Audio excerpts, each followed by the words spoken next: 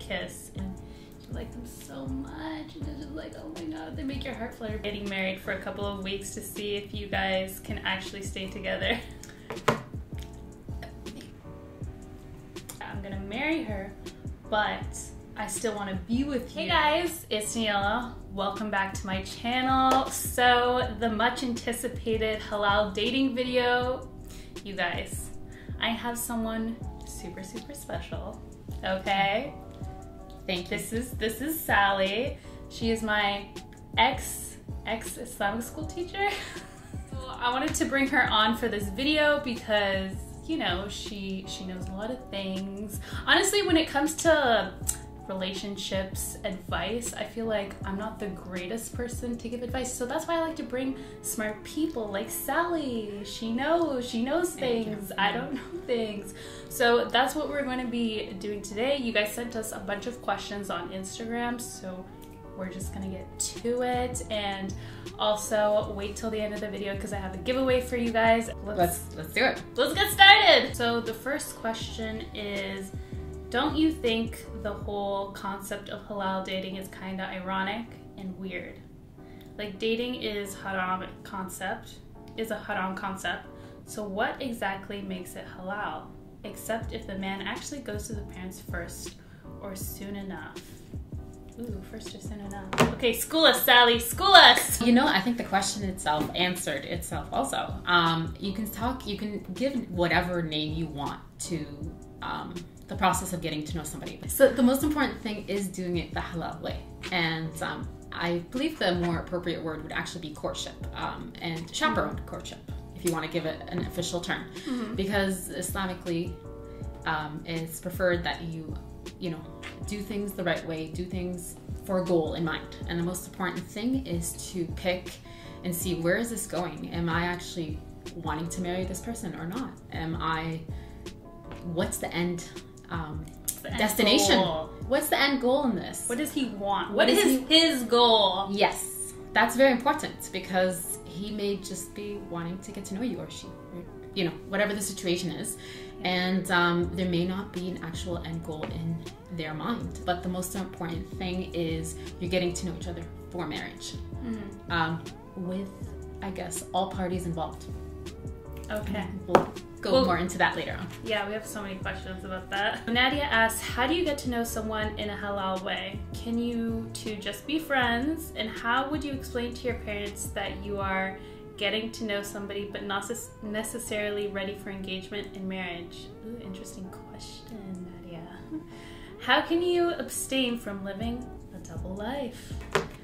I think the most important thing is when you're ready for marriage, do look into the subject. When you're not ready for marriage, then what path are we starting and why are we starting it right now? If it's not to get married at this time, I think in the end, someone's gonna get hurt in the process because there's no end goal.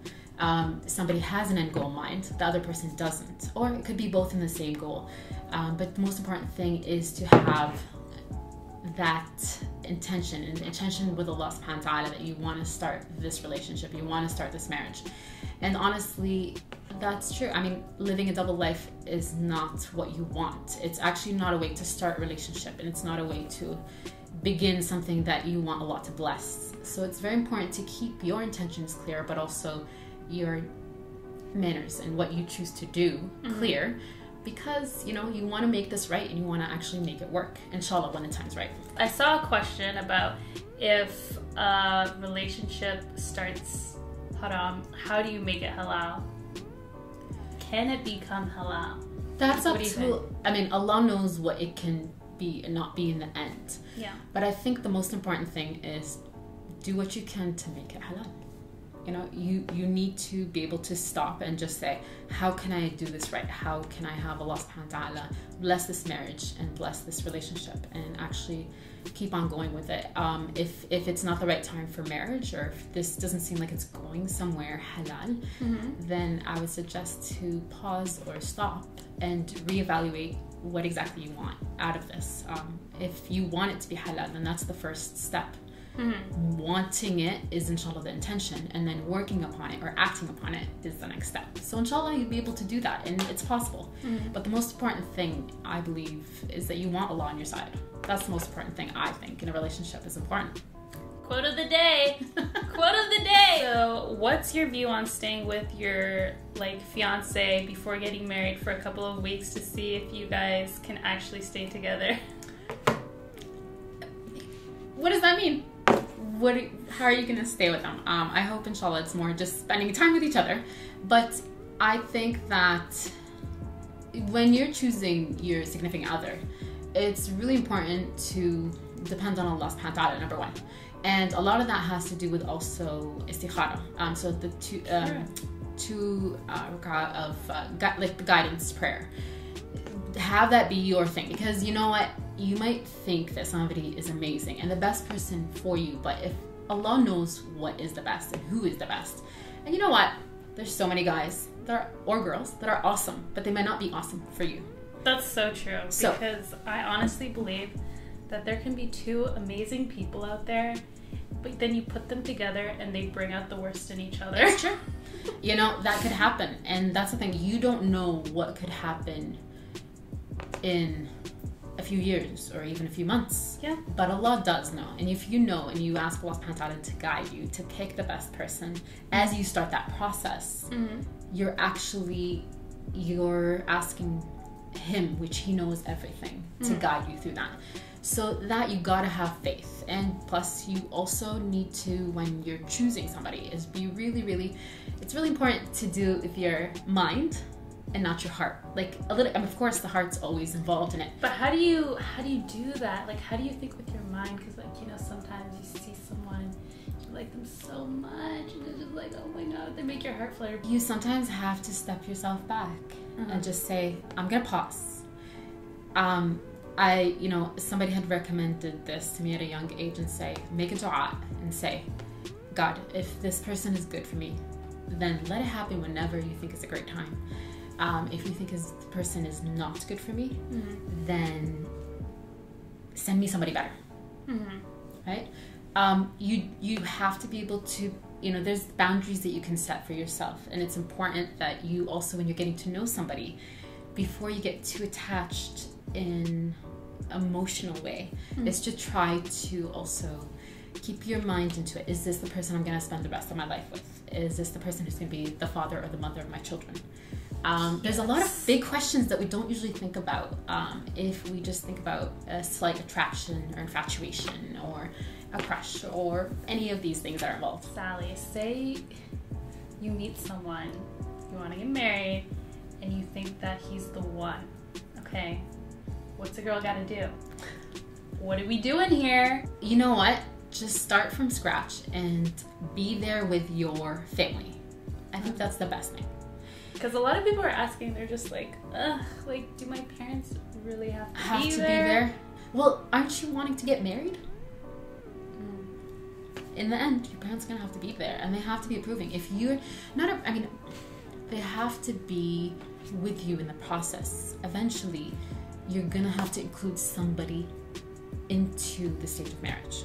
So it's really important that, and that's why, in our deen, it's an official agreement. And so when you're doing that, it's important to have other parties involved, and it doesn't have to be your BFF or of course you want everyone to be there with you, but at least somebody who's invested and who can guide you to some maybe better choices, I guess. And there's nothing wrong with thinking of somebody may be a great match for you, but where you take it from there is important.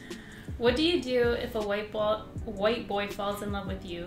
BTW, it happened to me sometimes. Ooh, as in multiple times? Okay. And what do you do if you're both are in love? You and a white boy. I feel like this girl is kind of young because just how, well, I can look at her profile picture. Oh, hell yes, she's young. She's young, okay. Whether someone else loves you or not, it is your heart. You choose what to do with it. You're not obliged to fall in love with somebody because they fall in love with you, or like somebody because they liked you. It's important that you set your boundaries, and it's important that you guide yourself to what you want in life, inshallah, and in a marriage, in a relationship, in anything. You yourself need to keep on going into what works for you. So if he falls in love with you, then respectfully punch him in the face. No, Danielle. Just kidding. You don't have to be rude about it or anything like that, but at the same time, you need to be your boundaries, your standards are your greatest assets, and so don't be afraid to show them. I think that. Yeah, and I think if you fell in love with each other, I think that as I mentioned before, press pause. Yeah. And evaluate if this is the person that you're meant to spend the rest of your life with, and if so, then go through the proper routes. At our school, we always have sessions with just having discussions with girls and talking about these subjects very close to this topic, because I do work at a secondary school, and that's where Daniela graduated from. But it's a secondary school and it's for high school students. So we had a teacher who joined us who was not a Muslim, and just had mentioned that, you know, it'd been so much easier to actually get to know somebody for the sake of marriage because you save a lot of heartaches. And I've actually heard that a couple times. You just kind of, you eliminate going through multiple people and getting attached to a lot. And then in the end, it doesn't work out. So a lot of time that ends up being pain on us and pain on our hearts. And Allah subhanahu wa ta'ala has made marriage to be a beautiful thing, and a sacred thing, and also an important thing. So when you go about it, it's important to go about it the right way. I think that's the most important thing. Just kind of sometimes try to take away our emotions. Of course, that's always there. But I mean, just kind of way, you gotta go into this with your mind.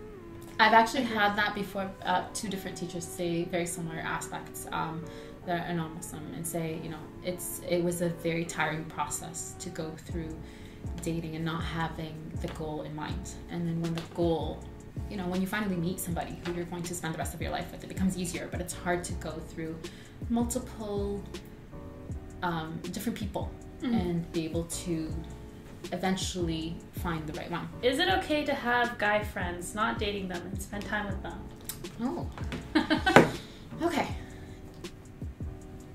Well, in our deen, we know, in our religion, we know that a guy and a girl together, the third is the shaitan, the devil. It becomes a risk. It's not saying every time something's going to happen, but it's when a friend, whether it's on DM or whether it's in person. DMs. Yes. It's, you know, find a way that if somebody was to hear our conversation, everyone would be okay with it, whether it's your mom or your dad or your, you know, whoever, not just your closest friends. I mean, the conversation should be very general. The more you get attached to someone, whether you have a friend of the opposite gender, the more you get attached to them, the more feelings could build. And the more you yourself, one of the parties may get attached and then get hurt because that wasn't the purpose of the actual relationship. I feel like girls can always be like, oh yeah, he's my friend, I don't care. But I feel like for guys are always like, yeah, I like. Do you know what I mean? There's actually the video. Yeah, I saw that video where they were asking, can guys and girls be friends? And the girls were just like, yeah, he's just my friend, blah, blah. And then every time they would ask the guy, they'd be like, I'd be with her, I like her. Yeah. Okay, so this one's kind of a long question, but, you know, kind of warmed you up. Go ahead. Hi, Daniela. I see you come from an interracial family, and I need your help. I recently broke up with my boyfriend who is a Muslim. I am Christian, and we both live in Romania. He moved here with his parents since he was 2 years old. I am currently 23 years old, and he's 27. The reason we broke up is because he needs to marry a Muslim girl. His mother's wish, and he says he's okay with that. While we are secretly together, his mother arranged a marriage for him with a girl from Kuwait that he only met 3 times, and after that they got engaged. He told me about everything, but we continued to be together.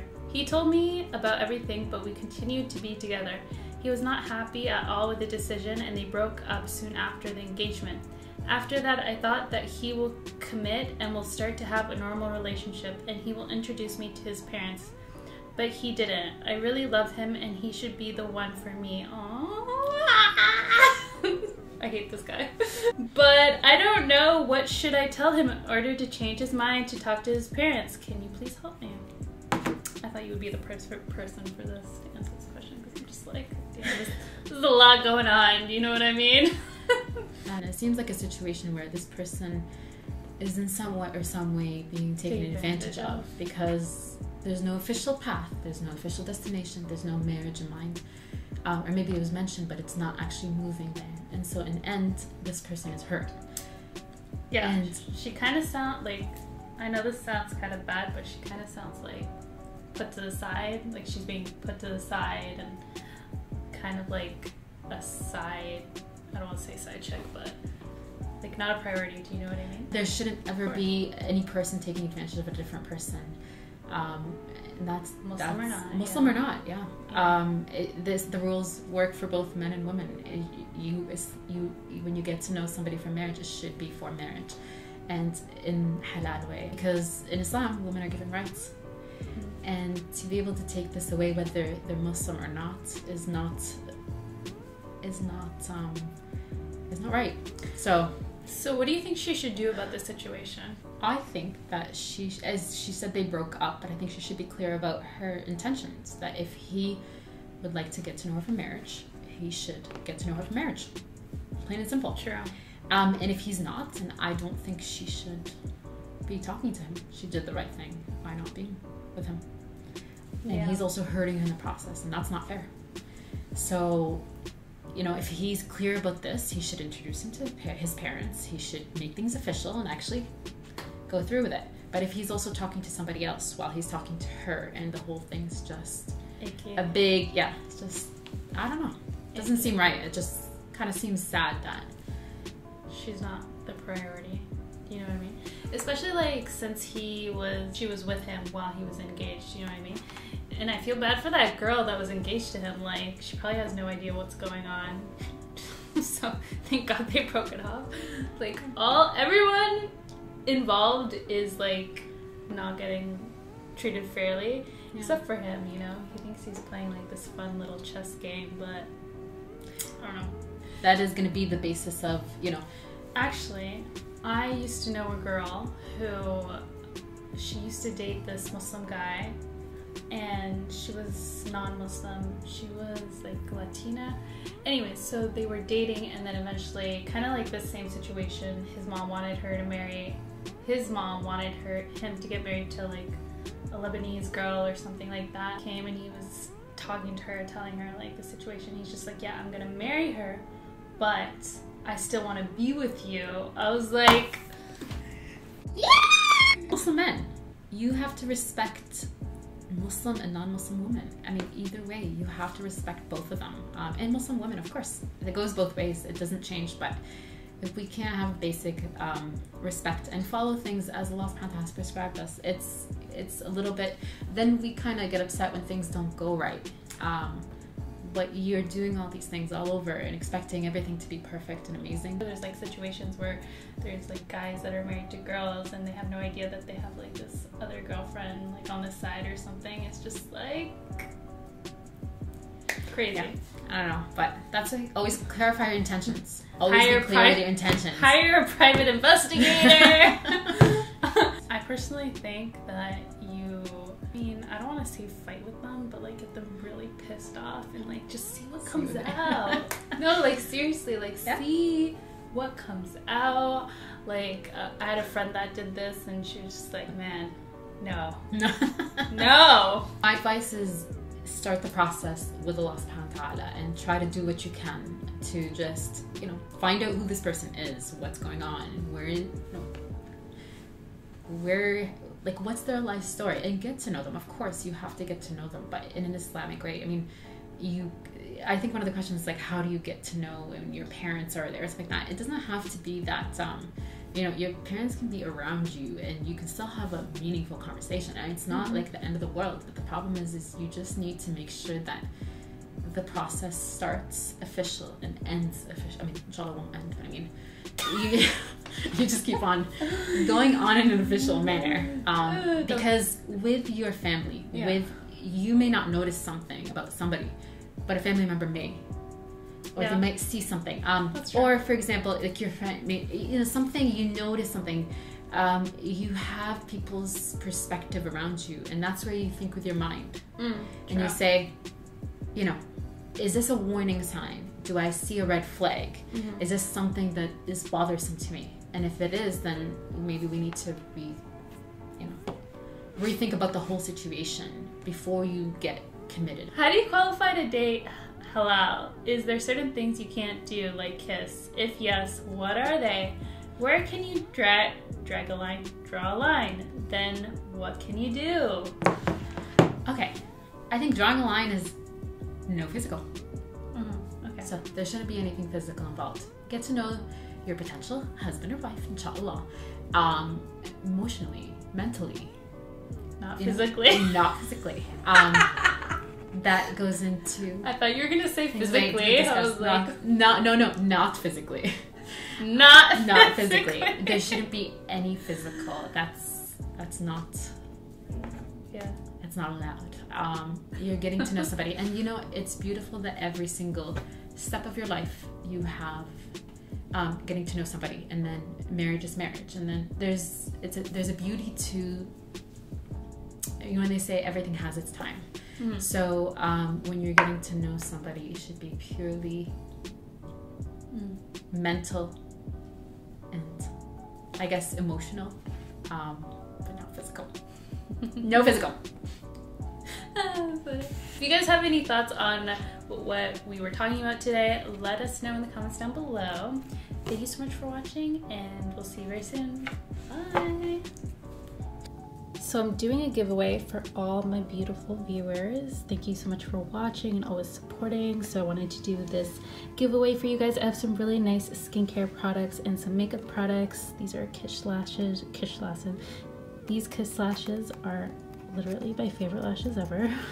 So if you want to enter the giveaway, all you have to do is subscribe to my YouTube channel, follow me on Instagram, make sure that you leave a comment at the bottom of this video saying that you entered the giveaway, like this video, and that's all you have to do to be entered into the giveaway.